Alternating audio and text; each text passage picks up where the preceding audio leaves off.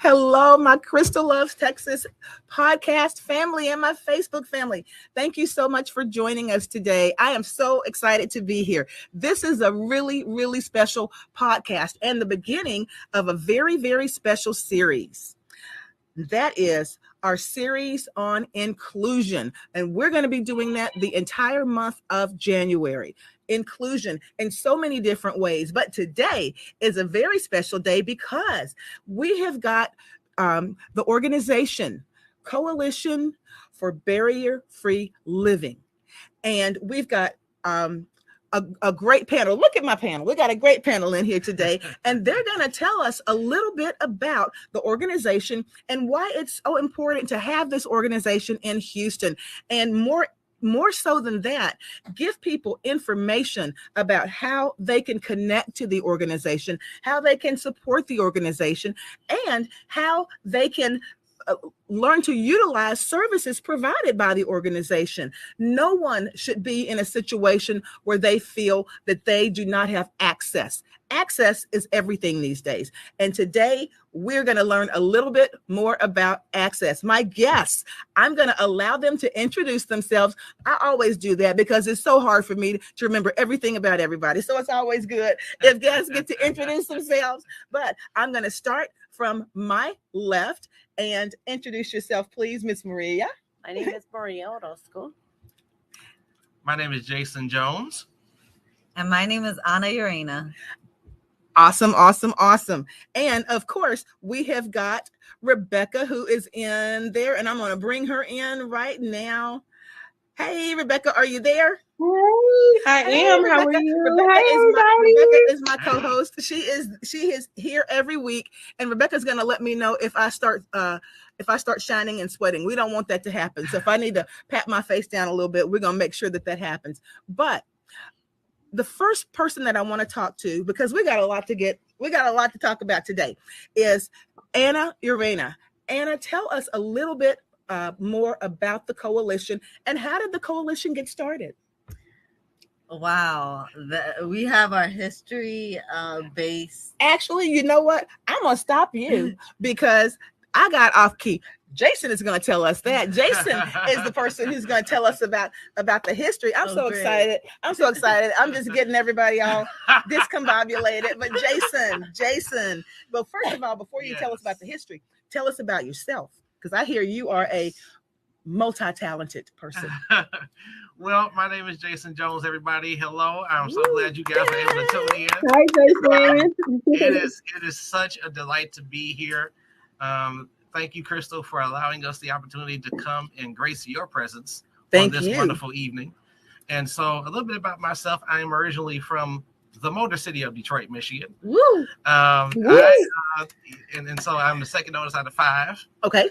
And so, understanding the importance of family and inclusion, you learn about sharing, you learn about all the different things that families have to deal with on a daily basis. But the most important thing is learning to love each other and embrace each other and where we are and who we are. Yes. And the gifts and talents that we have.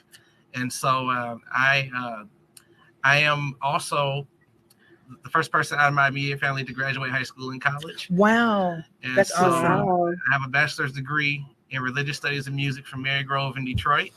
And then went to Atlanta to pursue my master's degree in mental health counseling at the wonderful Clark Atlanta University. Yes. And so it has been a joy for me to be a part of such an organization and such a movement, because that's what it is. It's a movement. Well, Jason, just in saying that's a whole lot. And guys, that's just about Jason. So when he starts to tell us about the organization, I know we're going to learn a whole lot. But Jason, now, this is something that I got a little bit confused. Now, tell me the difference between the Coalition for Barrier Free Living and the HCIL. What is the difference? Or are they part of each other? So they are a part of each other. So let me just give you a little bit of history. Okay. So if we were to go back down memory lane a little bit, back to 1963. That's the year I was born. Oh yeah, there you go. Oh, I just told my age. Okay. That's all right. That's all right. Okay. You know, we age gracefully. Okay? Thank you. So if we go back to 1963, we discovered an individual by the name of Ed Roberts. Okay. And Ed Roberts was sort of the catalyst for putting the independent living movement together. Yes. Try to imagine yourself in a wheelchair. Yes. You're in a decade or in a time period where there are no curb cuts. Yep. There are no ramps. Yes. There's no accessibility for folks with wheelchairs, walkers, or any other assistive device. Right. And so Ed Roberts was the person to say, hey, listen, we are just as important as those you may see who are able-bodied. Absolutely. Because during the time, there was a time where people with disabilities were treated less than. Yes. Okay. Absolutely. And so when we bring the history together, he was the one that brought other players into the game, such as Justin Dart, Okay. Lex Frieden, who was a part of the Metro Board, Okay. and also Judy Heinen, who was a major catalyst in presenting things such as the Rehabilitation Act of 1973, Okay. and also what would come to be the Americans with Disabilities Act of 1990. Okay. Okay. I remember that. I remember when that passed. Absolutely. Yeah. Yeah, absolutely. And I was actually 7 years old when that passed. So. Oh, you're trying to make me feel bad. What's up with that, Jason? So when we think about it, so this is where the coalition comes into play, because in 1975, that's when the Coalition for Barrier-Free Living was formed. Okay. And so it was with the mission that we believed that people with disabilities have a right to make choices, Yeah. a right to take risks, Yeah.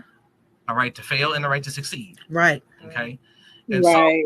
so we bring in that because that leads up to 1978, where the Houston Center for Independent Living first opened their doors. 1978. 1978. Okay. Okay. Yeah. And so, and HCIL, also, which is the acronym, Right.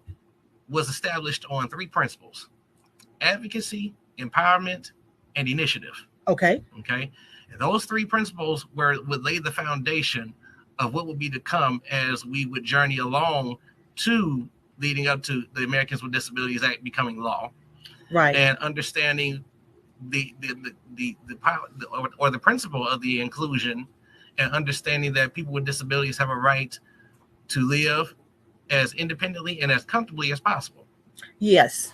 You know, with that in mind, and Rebecca, you can kind of chime in here because you have a relative who lives with the disability every day. Yes, I do. And you know that some of the I'm not going to say barriers, but some of the hardships that he has come up against, and what you guys and your family have had to do to try to advocate for him. Can you speak to that a little bit? So the relative that Crysta is speaking of is my brother. Mm-hmm. He's 8 years older than me, and he has autism. Right. When he was first diagnosed with autism, he was 2 or 3 years old. But because his case was so relative, meaning it wasn't that many children at that particular time, they didn't know what it was. It was very rare. Just to give a little bit of background story, my parents spent about $10,000 from Texas to California to get him treated because he was nonverbal at that time. Okay. Wow. Yeah, so that was, we talking about 1978, 1979. So that's close to like $40,000-$50,000 that they spent trying to figure out what was going on with him. Okay. And ironically, coming back to Houston, they figured out, okay, he does have autism. Right. But they didn't know what spectrum of autism, because none of that was the case like it is now. Right, because there's so many advancements, even in being able to diagnose different types of disabilities that people have. I remember, I'm older than everybody in here, but I remember when someone with a disability, it may have been a physical disability, but someone with a disability was automatically put in what they called a special class. Yep. That person could have been a genius. But if they had a disability, they got moved to the special class. And now we know that that if you were able to take away these barriers, that people with disabilities can perform, and in many cases outperform their able-bodied contemporaries. And that was the case with my brother. Luckily, we had my family just had a wonderful support system. Yes. The church that we belong to and that we currently belong to, the pastor at that church Yes. sent every single educator, and there was a lot of them, to conferences, to professional developments. He sent them to help my mom and dad figure out, and it was like 20, 30 teachers at the church. And my pastor sent every last one of them to professional developments. Right. And because he was also an educator himself, so they all went and they learned and they read and they learned and they read and they worked with my family until he was grown. Wow. So that's awesome. So they had that support system for him. And then my parents being educated, they also had doctor friends, psychiatrist friends. So everybody kind of like pitched in to figure out what was going on and to help him and to help in his learning and to help in his overall development. Now, I do realize, just listening to those stories, that that's not everybody's situation. Like we were fortunate enough to be surrounded around people who were like, okay, we're gonna dig our heels in and figure it out and help you along the way. Yeah. But unfortunately, we've heard stories where that's not the case. Like, and many times, yeah, go ahead. No, go ahead, Crysta. Many times that's not the case. And the thing about it is, especially, Jason is from a metropolitan area.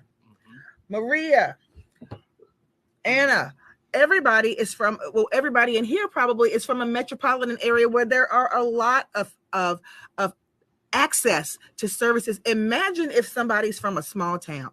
Yep. Right. And they don't, and nothing against school districts and small towns, but so many times they don't have the access. They don't have the ability or the funds to make sure that there is inclusion for everyone who is there and who may need specific services. Really quickly, I'm going to turn to Maria. Maria, tell me a little bit about yourself and how you came to know and be able to connect with the coalition. With the coalition, Barrier Free Living, this was going to take me back to 1995. Okay. 4th of July. That's when I happened to go to a payphone. Back then, no smartphones. We had beepers. Yes. So 4th of July, I happened to go to a payphone and somebody did a drive-by. Wow. And I have 2 bullets in my spinal cord injury. Yeah. Oh, wow. Paralyzed. Yeah. Completely paralyzed. But after 2 years, my feeling came back. Yeah. I was a single mother already of a 2-year-old and a 5-year-old. Wow. So it took me 2 years to step a foot out of my house. Yeah. Because it was a whole different world. And the thing about it is, Maria, you hear that kind of story, and the sad part about it, y'all, is that you hear about that kind of stuff still happening right now. Well, right now it's nothing new though. That's the sad part. Yeah. Nowadays it's nothing new. And so finally, I happened to go to, somebody invited me to HCIO. Yeah. It was Houston Center for Independent Living by then. And so I was like, I want to learn computers, do something for my kids. Yes. So I went into class, so embarrassing, I'm using the mouse backwards and everything. And so I was like, oh, okay, I want to do more for it. Yes. Let me volunteer. Yeah. And so the more I volunteered, the more I learned. And like, you know what? We're looking for receptionists, as a temporary. I'm like, oh, cool. Me using my mouse backwards and everything. So little by little, I just grew in HCIL.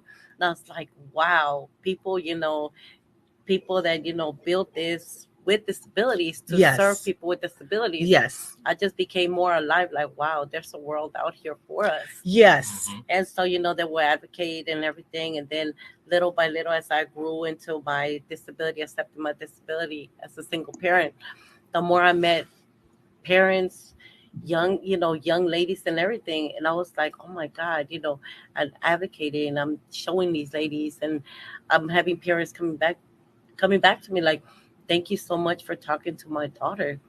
I was like, well, I didn't do nothing. Like, you did a lot, just talking to her. Just seeing you go on with your life and do the things that you want to do. Just that in itself is what inspires so many people. Mhm. And then from there, I started driving Yes. and then working. They're like, man, you just Miss Independent. And I Yes. was like, well, I have to force myself. You got kids to take care of. Yes, That's and right. then just Metro Live. I just go do a Metro Live no more. Yeah. Buying tickets and everything.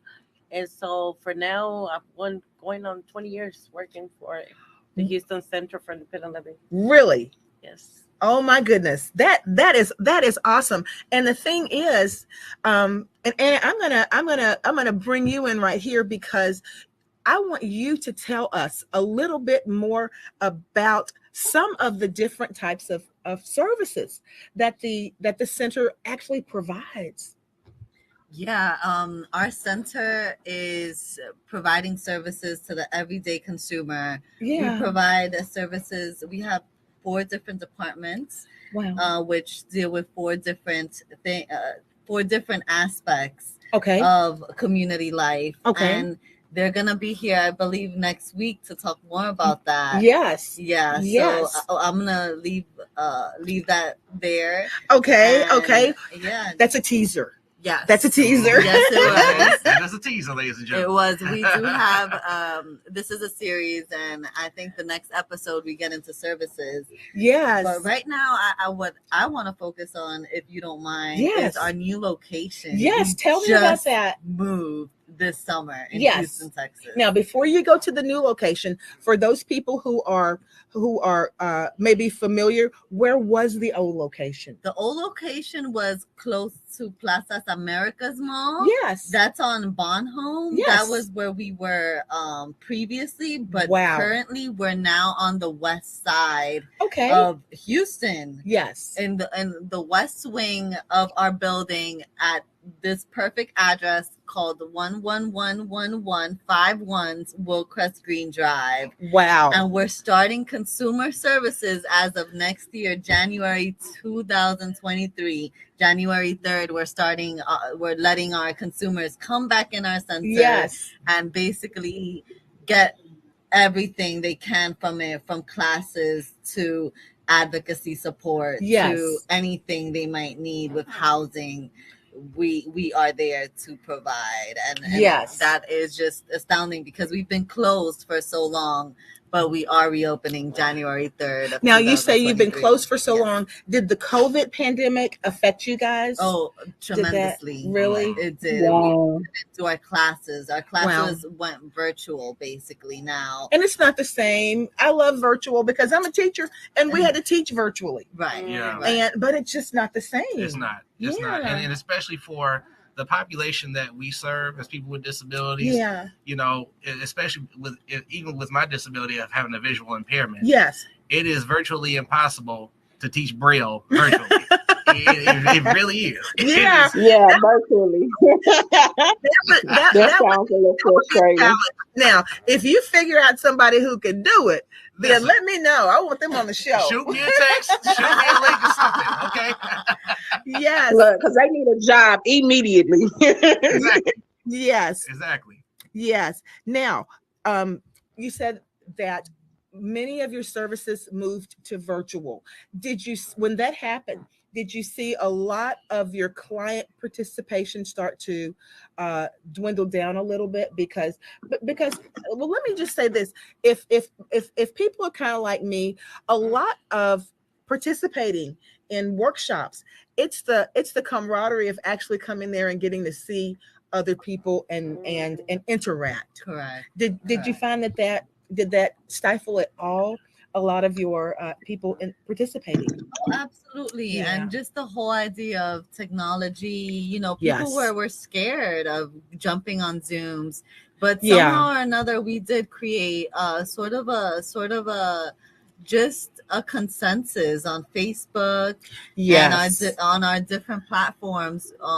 We created a consensus where we do have participation of people, and we do encourage the participation of anyone who's out there wanting to learn more. We have Women on the Move classes. Okay. We have Tell me about that. What's Women that? on the Move. Oh, it's one of our satellite centers. They put on different programs. Okay. Yes, to encourage. The one in January, I believe it's leaving 2022 behind and leaping into 2023, which is exciting. Yes. And it's, so. Yes. it's a concept that is so just universal. Absolutely. Just being able to start over again and Right. in the right path. Exactly. So I mean, we have that going on. We have Martin celebration hosted by one of our satellites for January. So yeah, we do have a large gathering. We are on Facebook. I encourage anybody who's out there wanting to engage in these virtual events to look us up on Facebook as Houston CIL Center for Independent Living. That stands for.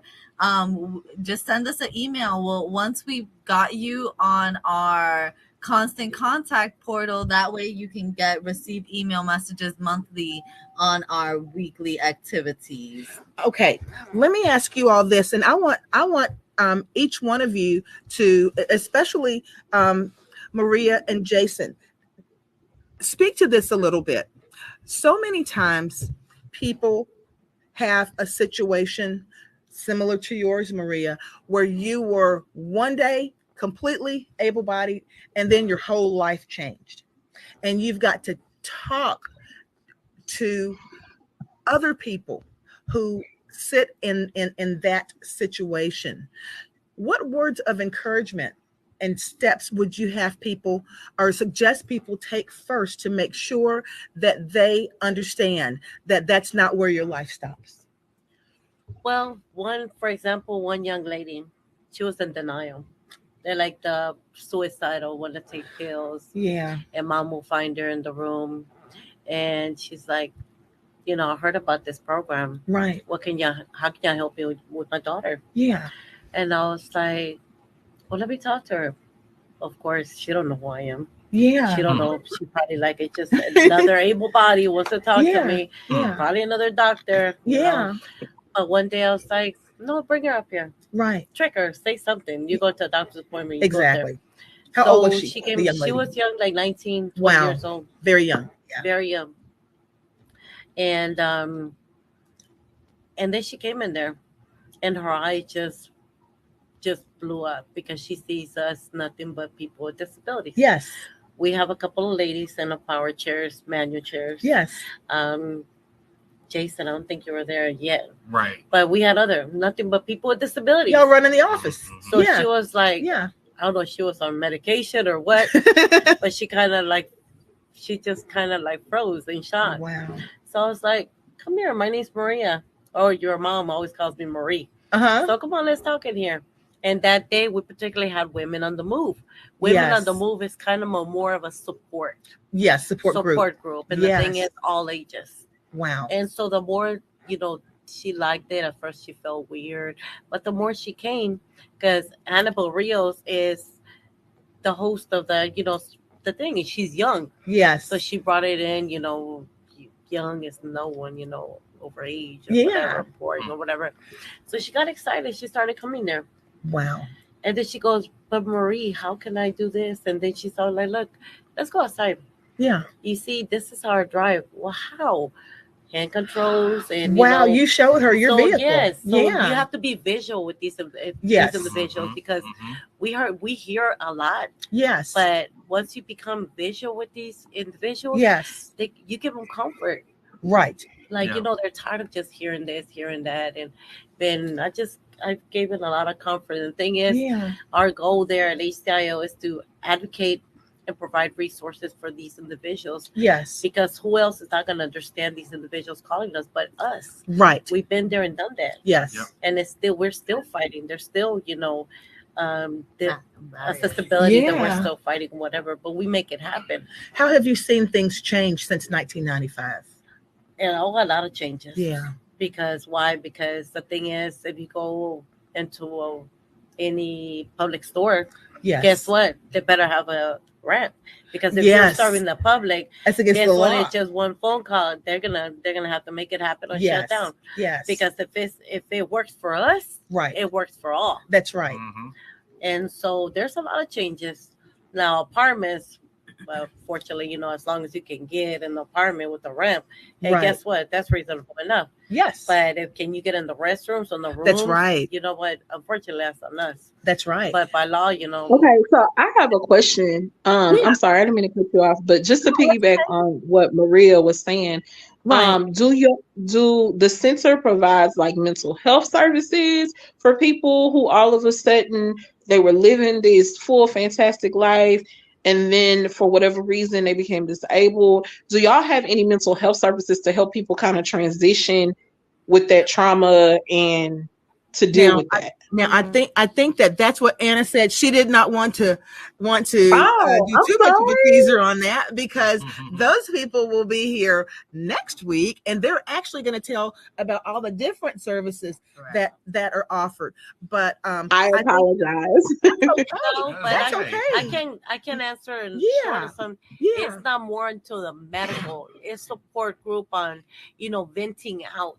Yes. Sometimes when you go to a support group and you vent down, guess what? That does a lot for us. Yes. Yeah, that's true. a lot for us, because you're venting out to someone that's what, like not yourself. able-bodied, but that's in the same situation. That's right. So venting out sometimes does a lot. Now, with and Maria touched on something very, very important. Since the ADA Act, any public building, like she said, any public building, or even if you want your private building or business to be successful too, you better have some accommodations for people with disabilities when they come in, so that you're not missing any business. If you're a smart business person, you're going to do that. And guess what? Who's on our side? Channel 13, Channel 26. Yes, they're gonna be there. They're gonna be there. That's right. Because the truth be known, and then I'm going to ask Jason that same question. The truth be known, all you have to do is turn your head to the left or to the right in your own family, and not go too far outside of your nuclear family, your immediate family, to see that there are going to be people with different types of disabilities. Right. Because it's in every family. Now, Jason, I'm going to ask you that same thing. Now, your situation is different. Did you have a visual impairment from birth, or did you become visually impaired as you got older? Yes, ma'am. So my visual impairment started at birth. Okay. And it was due to a rare condition known as retinoblastoma, which is cancer of the eyes. Okay. Okay. And so at birth, they found that I had a cancerous tumor in both eyes. Okay. And what they had to do was, conduct immediate surgery to remove the tumors, which they were able to do successfully. Okay. However, as a result, it rendered me totally blind. Okay. And so, and during that time, now mind you, again, I was born in 83, so it was 7 years before the ADA. Right. But yet, there were still some measures that were slowly but surely in place due to the activists that were mentioned earlier in this podcast. And this was in Michigan. Yes. Or was it? Yes, this is in Michigan. This is in Michigan. And so the thing of it is that when you talk about inclusion, my parents were the ones that said, if this is the only challenge you have, we're going to work with that. That's right. Because number one, my other siblings, neither did my parents or other relatives in the family serve pity on me because of my visual impairment. Right. If anything, let them tell it. They'll say, man, he was the man in the house when he was a little kid. So, yeah. And he did his own thing. And that's how it was. And of course, as you come into your own, you're understanding people who have been visually impaired all their lives, such as myself, versus someone who once had their sight. That's what I was going to ask you about. Yeah. And I have a few friends of mine who have been in both situations. Wow. And so I remember one person I met in Atlanta, very similar to what Maria was talking about. Yes. This particular person in Atlanta was visually impaired to the point where this individual had become visually impaired due to being shot in the face. Wow. Okay. Wow. And the crazy part about it is they knew the person who did it. They knew the person who did wow. it. And like when Maria was talking about her, the young lady being in denial. Yeah. This person was not only in denial, he was angry. Okay. This person was angry. Mm-hmm. You know, but that was probably at least to a certain degree a natural reaction, mm-hmm. at least for a period of time. Yeah, and it is for a period of time until once again you see visuals. Okay. Yeah. And when you see people in the community who have the same disability as you navigating the system. That's right. You know, and I'm sure that everyone catches on faster or slower than others. But the truth be told, I have a quote that I came up with recently that brings all of this together. And that quote is simply this: you acknowledge the disability, but you value the person. I love it. You acknowledge the disability, value the person, because the disability is only a part of you. It does not define who you are, because as far as I'm concerned, the worst disability that you could ever have is excuses. That's right. That's absolutely. Oh my gosh! Tell some of my kids that in my 8th grade class. You know, and it's so important for those who, you know, for those of you who are watching us who have you may be a parent of a child with a disability. Let me help you understand something. You know, it is so important to teach your children how to advocate for themselves early. Not to say that you're not going to be the voice for them, but let them be the voice first in what they do. Teach them how to say yes and no. Teach them how to help, you know, how to understand the differences between right and wrong, even with a disability. Right. You know, because I was doing everything from chores to you name it, I did. And then even some of the people who know me now, they're like, Jason, I think you can see. Yeah. Even some of my own coworkers, they'll say, Jason, I think you can see, man, because you're doing all this, you know. I've done everything from, you know, being active as a kid in sports to music, because I am a music person. Yes, I am a vocalist. Yes. Okay. Nice. Yes. And so, and those are just some of the gifts that God has given me. And I truly believe that if you maximize your gifts, that's how you introduce yourself to more open doors. You're absolutely right. And you know what? Jason is so right, because I look at my brother and I'm in awe of him sometimes. Yes. Now, I know that, you know, he'll never be able to pay bills and all of that because his disability won't allow him to do that. But I just see him thrive in other things. And Crysta can attest to this. Yes. Like, I see him thrive in like other things. Like, he is the cleanest, neatest person in the entire universe. He goes around your neighborhood, and your neighbors depend on him for certain things. And I mean, he is useful in that aspect. And it's something that he reached out and he said, I want to help my neighbors in this way.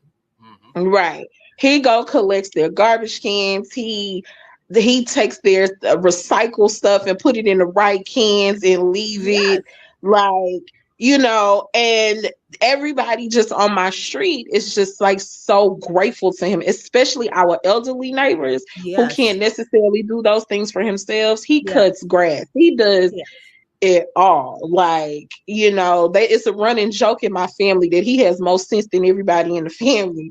But that was important to my mom and dad. They said that, you know, they wanted him to have some sense of normalcy and responsibility.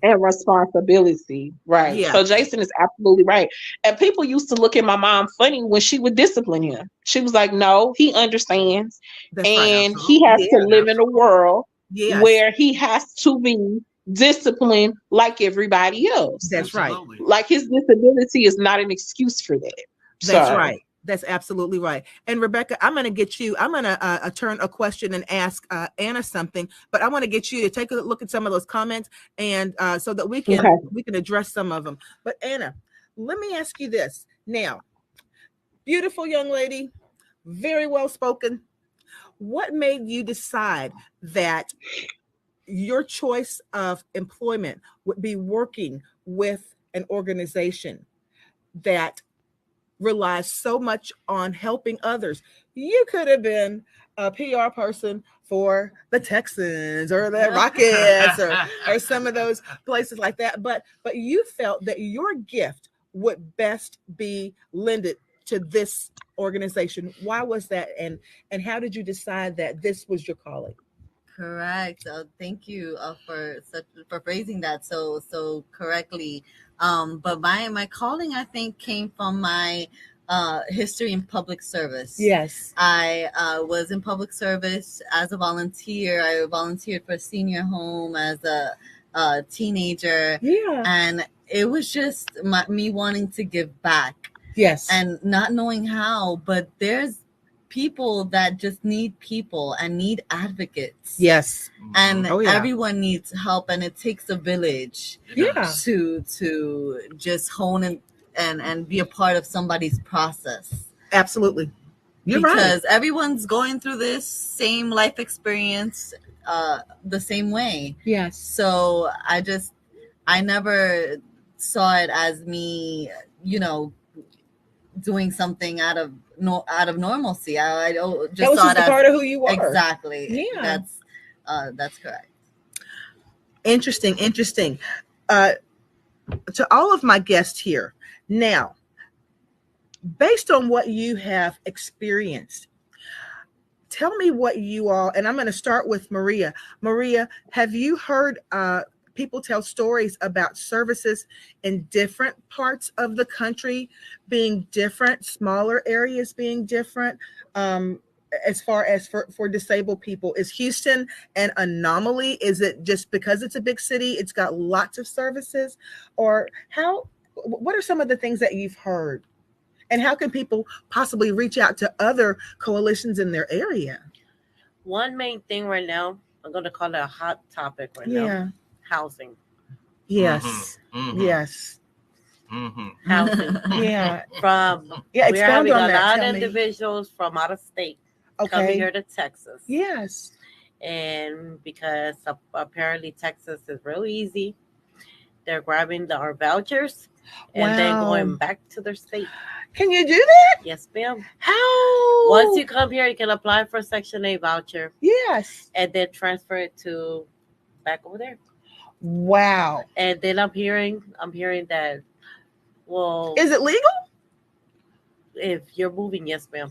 Wow. Especially right now, you have to have a disability and in need of housing. Right. So it is legal because guess what? You are a body. Yes. And you're no longer residing here. So guess what? If you're moving, the voucher is moving with you. Okay. So because these other states are not, there's no such thing as an open list or nothing. How can that be? You would think that. So basically what you're telling me is that from state to state, the services can vary greatly. And people hear about a state that has got that's very accommodating to people with disabilities, and they go to that state, make sure that they apply for and receive their services, and then go back to their home state. Yes, ma'am. Wow. And then other countries will be like, with individuals with disabilities, oh, we don't have those kind of services where I'm from. Yeah. So they come here and our services are working for them. Yeah. Excuse me. And they find a lot of services here in Texas that never existed, never heard of. Yes. And they're really shut it in. And I'm talking about people with disabilities, such as myself. Mm-hmm. But it is easier. That's so now with it being easier, and I want to make sure that I understand this well. If someone is utilizing the system like that, which I'm not going to say it's unscrupulous, but it certainly is sort of circumvents having to go through a more difficult process in your state, does that somehow take a person who was waiting in Texas out of their line to be able to get access to a service? It is unfair for us here in Texas. It is unfair. But here's one of the biggest things. Yeah. Okay, is that as and Maria's right. I think the biggest thing is every service, every group of services when it comes to housing, especially, is different from state to state according to the laws as well. Wow. And so what happens is, and every housing voucher program is different. Okay. Every housing voucher program has different criteria that you need to meet. Okay. There are some programs where you where they'll pay your rent for a year with the expectation of you getting employment. Okay, to take care right. of yourself. Okay, yes. Then they also have the programs where Maria was talking about, called Section 8 vouchers, where the way that we would normally do it is make sure that that they have a disability and they're homeless, let's say, okay. And a lot of times what happens is what I tell people when they are applying for vouchers, yes, is that you have to, number one, be honest with yourself and your situation. Okay. If you are not honest with yourself, I can guarantee you're not going to be honest with the person working with you. Right. That's right. And that's what makes it harder for a lot of Texans with disabilities, because let's say you have a lot of Texans with disabilities who may be in need of the services. Yes. But as the old saying goes, all it takes is one bad apple to make spoil it the whole barrel. Yeah. Okay. Yeah. And so what we try to do is let folks know, listen, continue to stay honest with your situation. Be honest throughout the process, because as long as you have a social security number, they're going to find out what they need to find out. Right. And so, and that's what we try to, and the purpose of that is to let them know how to advocate for themselves and how to, live a better life as a person with a disability. Right. Knowing that you don't have to dumb down who you are. Exactly. Now, Maria and Jason, let me ask you this, because you brought up a really, really good point, and I was going to speak to that. And this may be something that is that may have to be open to our next set of guests next week. But the homeless population with a disability, how do they feed into being able to access services? Many times that is it's pretty difficult. Yeah. Because let's face it, when you're homeless, yeah, and as we have known about people who are homeless, yeah, they have multiple addresses. Yes. They have multiple places where they can lay their head for a short period of time. Right. For those who have that access, because let's face it, not many of them do. Right. And many people who are homeless do not have great support systems when it comes to families. That's right. That's right. And that's the other hard part. Yeah.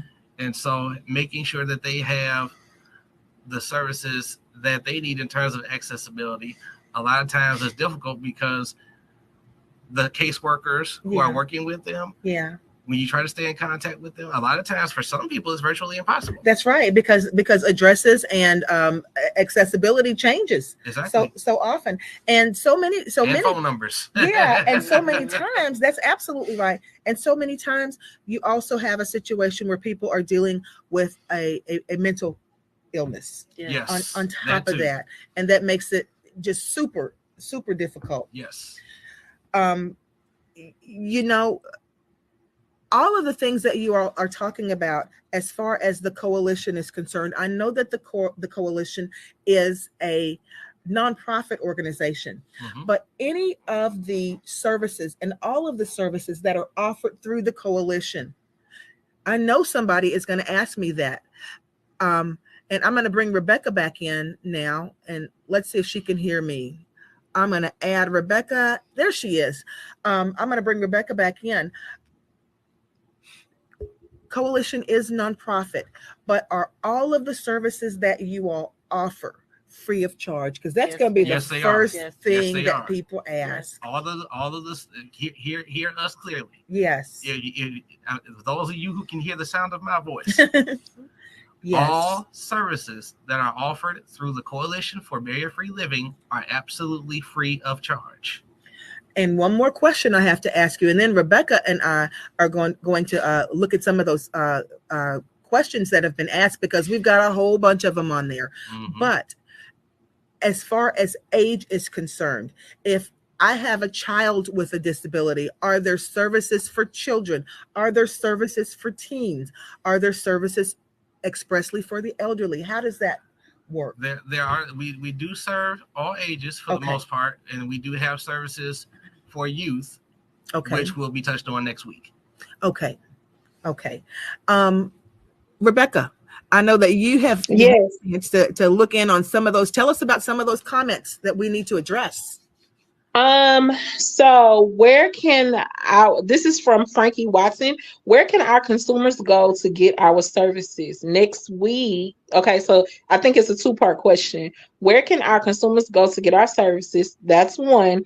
And then next week we can talk more about the services that we can offer. Right. And I think we addressed that one. Yes. Okay. What did Kim say? The Kim said the practice that Maria mentioned may not be illegal, but it's certain unethical. It's certainly unethical. So I guess Yeah. Kim is talking about the ramps in the different No, buildings. no, But I I think she's thought talking if about it's a people coming from other public, states. She's probably oh, talking okay, about people coming from other states Right. to access the services here in Texas. okay. Yeah. Yeah. Wait, she clarifies it. So she does. She clarifies it in the next comment. This is great information. It's great to see the activism that the guests represent. Disabled activists were on the front line when the Affordable Care Act was in danger. That's Okay, I guess she didn't. And then Pamela Clark asked, she made a comment. She said they are providing individual experiences and perspective that the public can understand. Gretchen Stockstill, That's okay. You excellent can just say the point. first name. Yeah. Okay, Gretchen says finding your purpose in your gifts. Everybody is basically saying this is great information. This is information that the public needs. Yeah. Yeah. Um, And while you're looking at those, let me say this.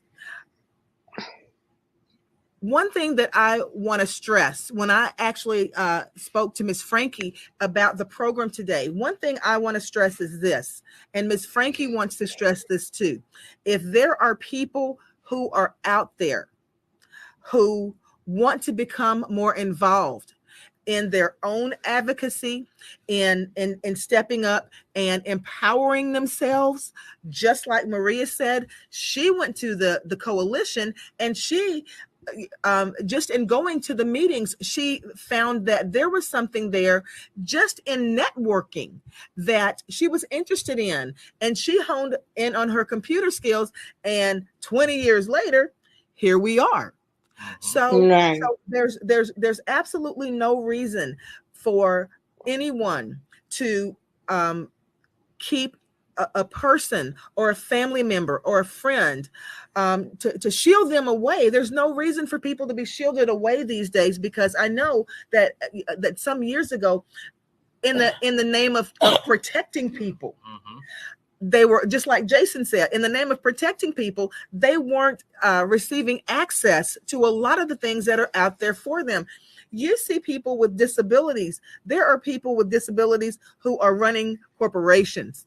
Yes. That does not impede a person from doing exactly what they want to do. And many other things.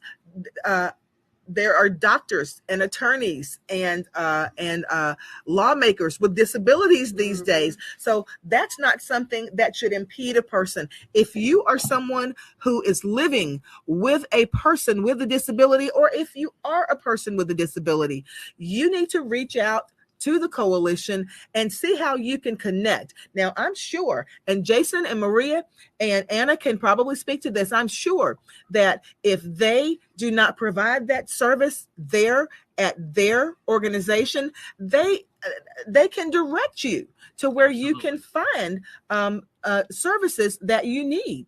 And part of that too is knowing the organizations and resources that are in your community, because we also believe with networking with other organizations such as the United Way. And a lot of times what happens is when we are looking for resources, we are thinking about those resources in terms of the needs of that individual, because every disability is different. That's absolutely right. That's absolutely right. Now, one thing that I do want to mention, we are going to have another group of guests here next week from the coalition, because what we're going to do is make sure that in this month, anyone who wants access, anyone who wants a barrier removed, there's not going to be any excuse why there is not a barrier removed due to a disability. Now that's next week. We are going to have program managers here. Jacqueline McFarland, Pamela Goodson from Brazoria Center, Pam Clark from Fort Bend, Annabelle Rios, and Gretchen Stockstill. They will communicate about all of the services. That's what we were talking about a little bit earlier. And I know that's a teaser because I want to know exactly what services there are out there too. Y'all make sure to tune in now. Yes, you definitely you gotta tune in. They're going to communicate about all of the services from CBFL. They will also come in and share about core CORE services that they will provide. And these are managers and consumers, and they will tell you their stories. So, guys, one thing that's really great about the guests that we met today, all of their stories were completely different as to why they became or are affiliated with the coalition. And if people, Anna, I'm going to turn to you. If people want to reach out to support the coalition, if they have services that would be services that could be utilized by the coalition, or if they want to hire people who may come through the coalition, how would they reach out to you in order to connect? Well, I do have the answer to that question. Yes. To connect, it's gonna be real easy. We have a wonderful updated website, hcil.cc. There you can see our services, our event calendars updated monthly. There you can see what our other satellite offices have to offer. And there you can just stay engaged with what we have going on at hcil.cc. So I do welcome everybody to just join. And we do have a page where you can put in your information. And we also have a careers page where you can see different openings available at the Coalition for Barrier-Free Living. So now you've got me kind of excited. So tell me about some of the upcoming things that are on the calendar. Now I know that January 3rd is very important. Tell me about January 3rd. We're opening our doors to our amazing consumers. So we'll be back in business, guys, January 3rd at our new address, 11111 Willcrest Green Drive. We'll be there to serve you, advocate for you, and to just be there as a support system to help you along the process. So if someone who's invited? Is the public invited? All consumers, yes. If you have a disability, if you want to learn more, we invite you to our offices. Give us a call. Look at our website. Telephone number? 713-974-4621. That is Maria. And Maria's going to answer the phone. Yes. Maria will be picking up your phone call gladly. So you guys know about that. So, and guys, remember you have a celebrity here. When you come out to the open house on the 3rd, you're going to see Maria. You'll see her in person, right? Oh, yeah. Oh, yeah. And you'll probably see Jason because he's going to be there. Jason. And you'll see Anna. So you can get their autograph if you want to. But you're so kind. But yes, everybody is definitely invited out to the open house. And I am going to make sure, and Miss Frankie, you can hold me to this. If it's not, and that is going to be at what time? Yes, what time? So our open house actually passed. Okay. Our open house was December 15th. But your services. But our services continue to go on starting January 3rd in person at 8 a.m. We'll be in the office there to cater to our consumers. Very good. And our office hours are Monday through Thursday from 8 a.m. to 5 p.m.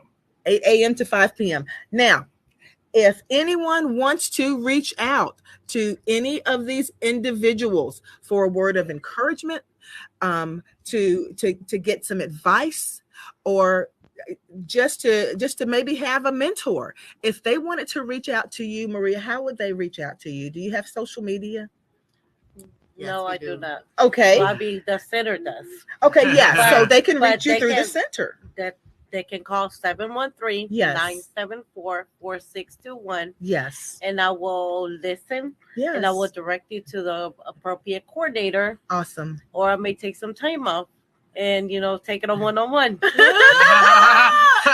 Yes. Now, Jason, if anyone wanted to reach out to you, how would they reach out to you? It'll be directly through the center. It'll be, again, it's the 713 number, the 974-4621. And I will be more than happy to answer any questions you have regarding any disability related questions. Or sometimes we get calls where people just want to vent. Yeah. You know, and that's okay. And it's okay, because let's face it, all of us have been through a challenging time through this pandemic. Yes. All of us, whether it be directly or indirectly.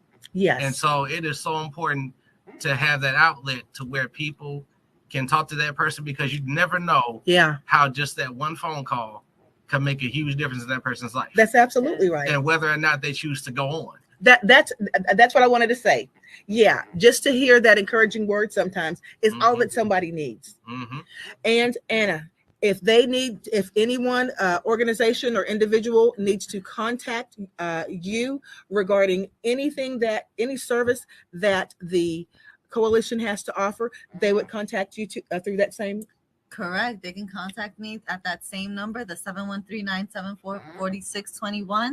And I'll be happy to answer any questions and to take any calls.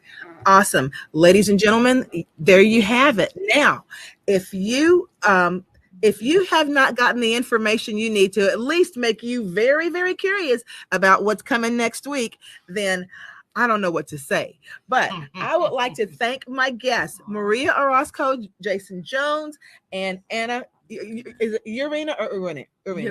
Anna Urena. Thank you from the bottom of my heart. Thank you so much for coming on. And you guys have got to be tuning in. And I want you to comment next week during the show. Definitely when the managers get here, because they're going to be able to really kind of open that book and really get into detail about what's offered through the coalition. Rebecca, did you have any parting words? No, I just appreciate what you guys are doing for the disability community. Yes. Amen. Thank you. Absolutely. Thank you so much. My Facebook family coalition, thank you so much for joining me on my Crysta Loves Texas podcast. And Rebecca, even though you are not here in studio, like we say every week, we can do it. Absolutely. We'll see you next week, guys. See you next week, y'all. All right.